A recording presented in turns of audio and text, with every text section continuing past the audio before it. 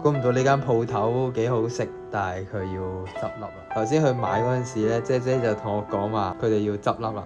咁我聽到佢同另一個叔叔喺度傾偈，做唔住，業主肯減3萬租都做唔住啦。原來而家個景已經差到咁樣，連業主自己開嘅一間咧都做唔起。呢個天瑞商場或者叫天瑞街市咧，以前喺度住。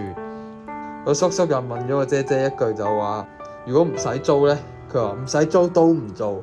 咁當然佢係咁講嘅啫，但係嗰個情況已經差到咁樣啦。佢同我講話，其實佢都已經蝕咗1年幾，咁佢準備開到4月尾就應該唔做。其實佢幾好食㗎啲嘢，我呢個係佢口水雞加薯粉，佢可以拼其他嘢。就係之前我新年話想食嗰間，佢叫做川味軒。所以如果覺得好食又食開嘅朋友仔，又繼續幫襯佢啦。都應該之後都食唔到㗎啦。所以有時候我哋見到啲鋪頭幾好生意，或者啲嘢都幾好食，但係唔代表佢係賺緊錢。你都可能做唔住，即係我哋唔知啊嘛。可能見佢賣得幾貴啊，永遠唔知人哋嘅成本。